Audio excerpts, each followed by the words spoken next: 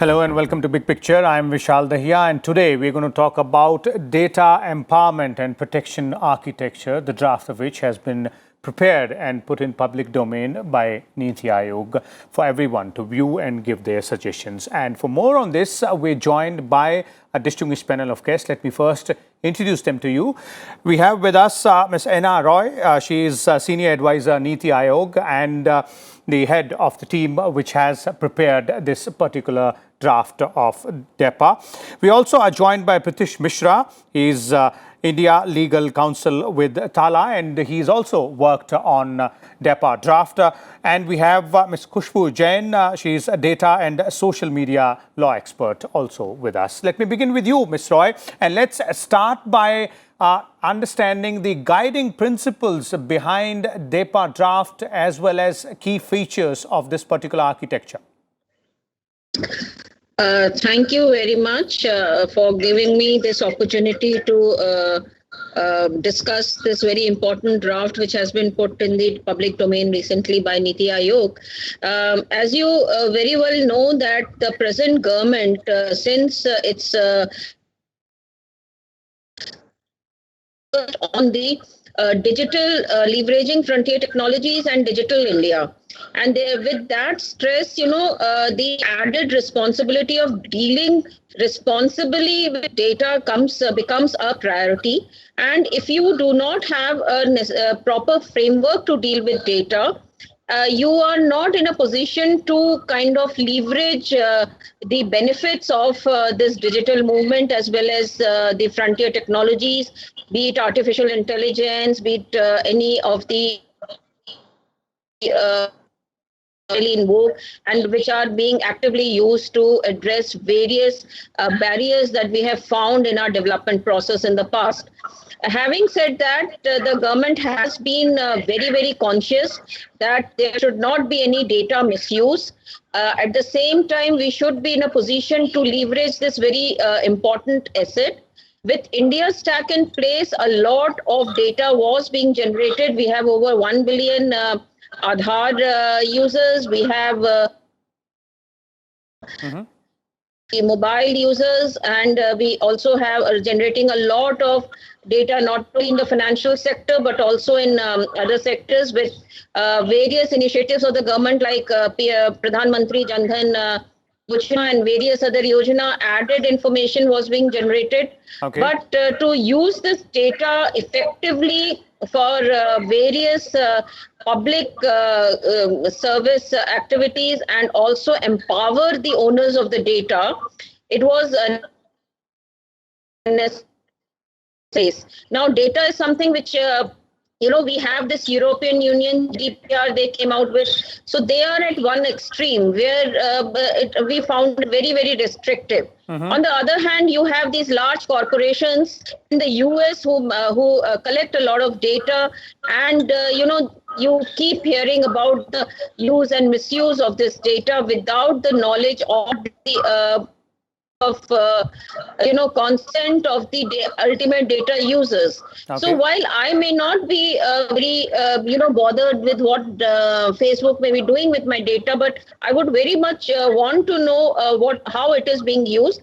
And the kind of consent structures that we have are, in the very fine print of font 8 and, 3-page long consent, which nobody really reads. So with this kind of a background, the government set up the Sri Krishna Committee. And the idea was that we do not throw away the baby with the bathwater. So in a country like ours, with our own unique challenges, we leverage our database, but leverage in a responsible manner. Thus, this architecture was proposed where data will have the right on how this data will be used. So that is the context and the background of the DEPA, and DEPA presents the architecture of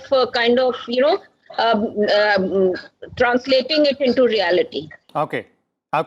Let me bring in Pritish as well here. Pritish, you've also worked on this particular draft that is the data empowerment and protection architecture. So how would you define, the key focus areas of this particular architecture? Ms. Roy, pointed out the backdrop in which this particular draft has been prepared, the key focus areas if you're talking about Pritish. Sure. Thank you so much, ma'am, for giving us a very great background. So as ma'am said that looking at how data is being used currently in our country and how this will empower the next generation of our Indian citizens, the basic idea behind this data report is to ensure a seamless and a secure based sharing of data between one party to another. So if you see the subheading of this particular report, it says that the ultimate aim here is to allow the entire data sharing between one party to another in a seamless and a secure manner.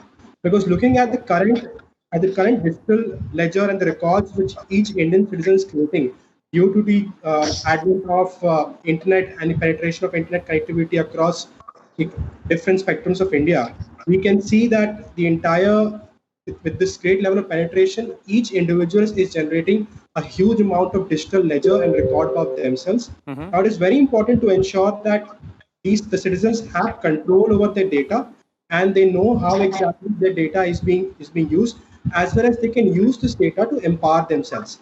So basically, the idea behind data is to make sure that there is a secure data sharing framework based on a very secure and strong consent-based framework, which is taken care in the data report, as well as we also have to make sure that if there's any sharing of data across different parties, it is done by a certain entity, which is known as a consent manager. Okay. And the entire idea is to ensure that this data can be used by citizens of our country to make their lives better and to empower themselves financially, economically, in any form of any other form. Okay, and how will this entity consent manager work? Because I believe in this entire architecture, that's a very important step, having a consent manager out there so that those who own the data, that is individuals, they can also be very sure and be very, very confirmed about what kind of consent they are giving. How would this particular entity work,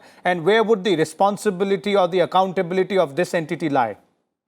Yes. So basically, the idea of consent manager came in from the idea of an account aggregator, which was introduced by RBI in 2016, and based on the right to privacy judgment by the Supreme Court, which created certain rights for the Indian citizens, such as right to data portability, right to data minimization. That's where the idea of consent manager came in. The whole idea of a consent manager is to ensure the sharing of data in a secure and a seamless manner, and keeping mind of the fact that this particular consent manager is not supposed to store that data in their system. They have to just allow transfer of this data from a financial information provider to a financial information user, just like a traffic system. So it's as simple as that framework which we have, and there's a consent-based framework which the consent manager has over here to work upon, wherein these consent managers will be the trustee of the consent of each individual, wherein they will see how long the particular individual has given the consent for, what set of information this consent has been given for.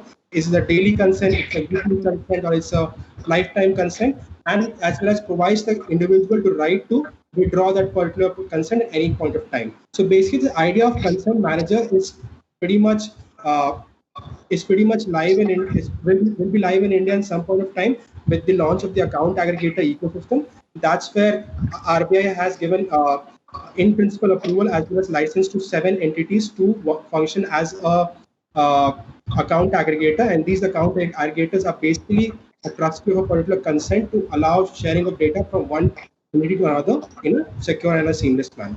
Okay. Let me bring in Khushbu here. Khushbu, if you look at this particular situation right now, wherein data is the king, or data is the most important commodity in today's time. So, what is the present infrastructure when we talk about data protection and the need to, fill some gaps, which are obviously because this is an evolving situation. And if you look at this particular architecture, that is DAPA draft, are those gaps or are those requirements addressed here in this architecture? See, in the absence of data protection bill to come in place, to take a form of act, or in the absence of National Health Mission, the Disha, which was replaced by, in the absence of these two to come in place, and in the existence of just few guidelines under the IT Act, whereas your data or safeguard of your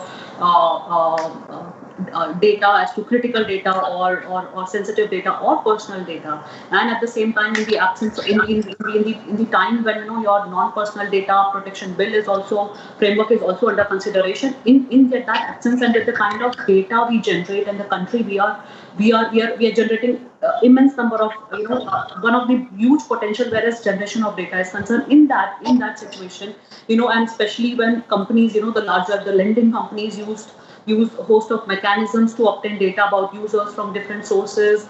Let's say online lending companies, lot of information they take it, digital data they take it from other financial service providers, before, let's say, underwriting loans, or let's say health insurance companies need to obtain hospitalization and diagnostic data about the patients for them to be able to make insurance payments. Or let's say this data is shared by hospitals and labs, and often in the digital forms with such companies. So looking at these aspects, the current framework which we are talking about, this is essential that this will bring in the part of as rightly said earlier also by the other two panelists, that this would be a seamless sharing of data, and especially looking at the part where your small entities are concerned, it would have a great benefit to the small entities. It would not be just the larger players playing as a king, but at the same time it would also bring in the consent aspect. It is essential that users provide consent to the service provider or the data provider before sharing any data to any third party, or with the provider who is requesting consent, requesting access to that specific consent. Okay. So looking at that aspect, and at the same time looking at privacy aspect, safeguard mechanism, the amount of time it will be there, for what purpose it will be shared, looking at all these aspects, and at the same time creating a part where there would be a data sharing transactions should be noted at the same time. There should be proper audit trail, or they should be in state of an auditable situation. Transactions should be traceable. So looking at all of these things, and this process to be very efficient and easy and seamless, looking at that, this framework was much needed, and will provide will boost, whereas our economy, and at the same time small players, and at the same time users are concerned. Also, I would say that this will develop a very novel consented data sharing architecture, which is much needed to accomplish goals and finding. And if you look at today's finding till now, has been that the current day application, or whatever is the state we are into, consent is handled very loosely, and often it's very insecure type of consent. And as rightly said by the other panelists, that the kind of the way they give, I think it's difficult for lawyers also to understand. We would be like, just agree. So looking at that aspect, yes, I would say that it's much needed framework, whereas seamless working is concerned at present. Okay, a much needed architecture at right point in time here. Let me bring in Ms. Roy back here. Ms. Roy, the heading of, or the name of this architecture itself suggests that there are two parts, empowerment as well as protection. When we talk about empowerment, it is about empowering users or individuals so that they get benefited from the data which they generate, and protection, when we talk about protection, it is all about privacy. So the roadmap to the implementation, now the draft is there, the architecture has been put in place. When we talk about roadmap towards implementation of this architecture, how are we planning to go ahead?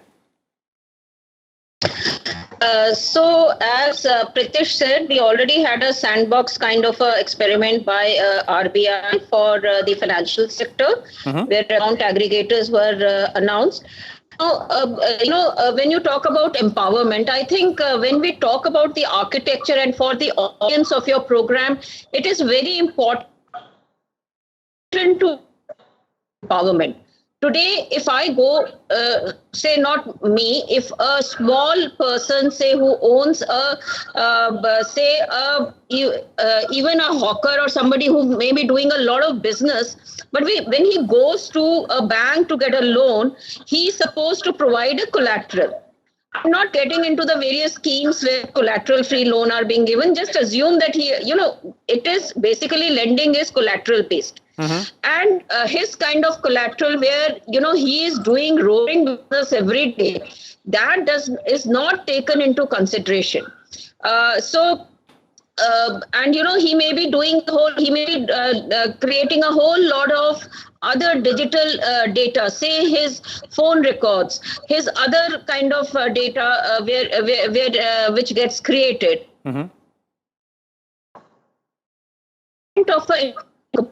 Does not get covered.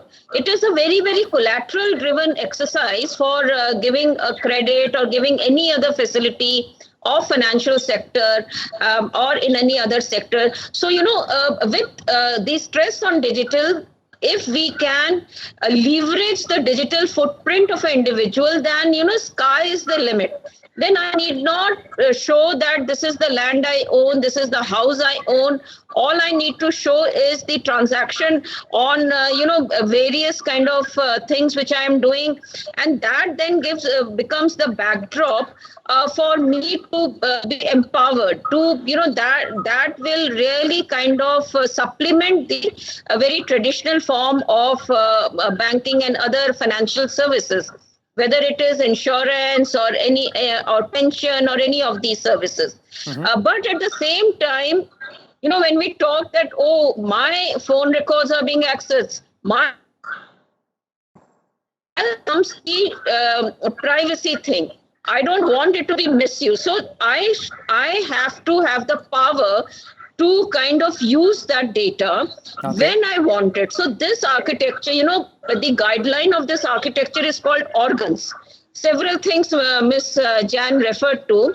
I would like to say that if you go through the paper, which is there on our website, the guidelines referred to is organs, which is, open, which is, auditable, and, which is also revocable. Revocable is a very good, important thing, because if I give my consent today, it should not mean it is irrevocable. So, these 5 principles on which this architecture is based is very, very broad based, addresses all concerns, and privacy comes in. So if I do not want to use my data to get additional benefits, I can always withhold it.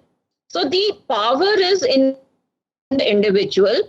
And secondly, demystifying the entire consent framework, making it digital, making it transparent, giving access to, even common individuals to understand what consent really means. I think that is what is empowering the citizen of the country. And we move away from this very, very opaque system of consent sharing, which does not really empower me to kind of share this consent in a very informed manner. So this I feel the empowerment and the privacy has been balanced beautifully in this architecture. And, going forward, the roadmap and way forward is basically what in India we are trying to do is to create a value proposition in the framework rather than do it through a diktat. Say in UK and all, they have open banking where they kind of force their banks to share data. That is not what is envisaged in India. India, we want to have a value proposition where people on their own will be incentivized to be part of the system and be willing to share data whenever they see a value in it.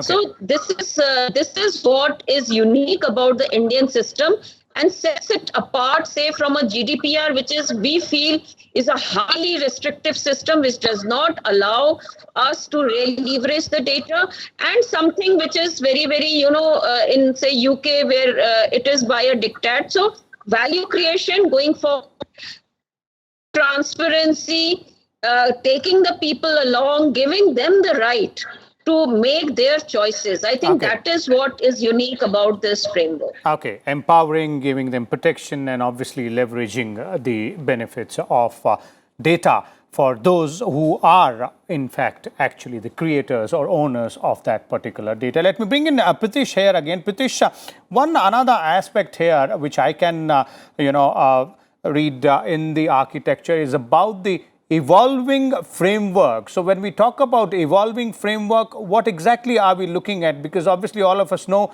technology is something which will keep on evolving with each passing day. So is this to keep in tandem with technology, or does this also involve the individual or the user as well?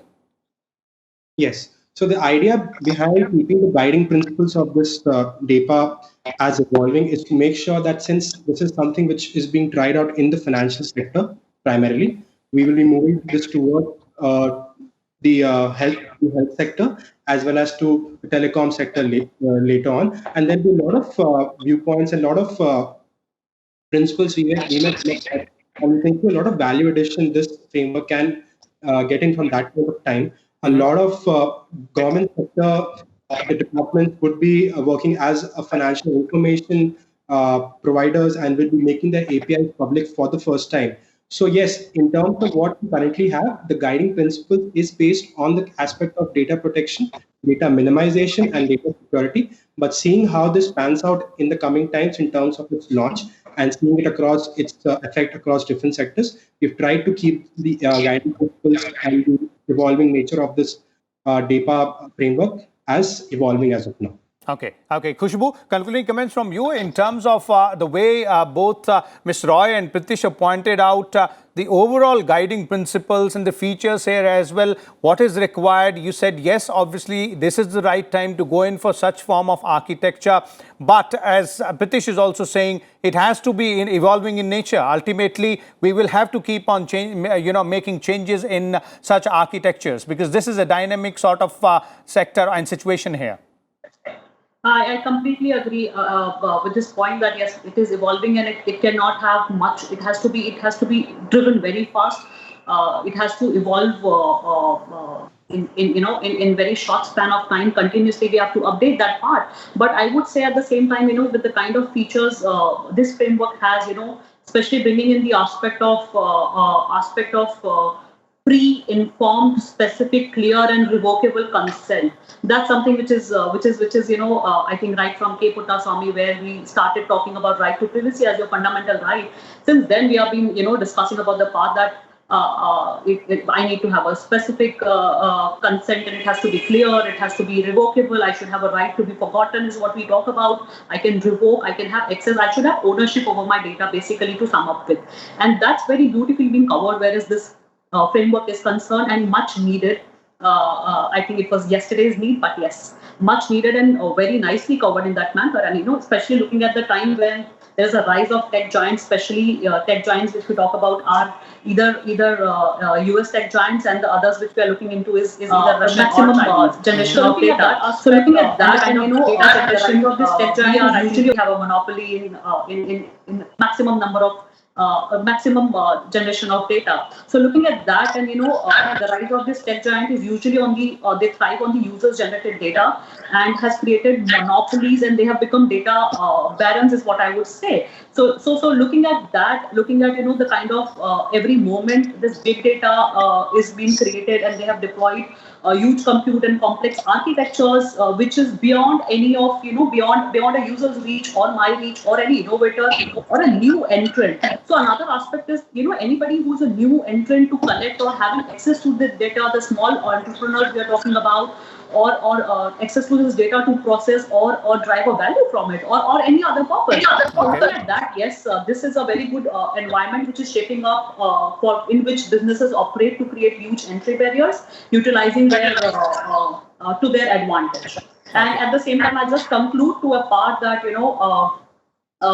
yes, implementation is where one has to look into it, practical aspect about it, but this effort to regulate this space stirs up, various questions which will determine the answers to business, to economy, to citizens' right, to your national security also at the same time, and individuals' privacy right. And this approach will lead to a greater digital transparency and also removal of entry of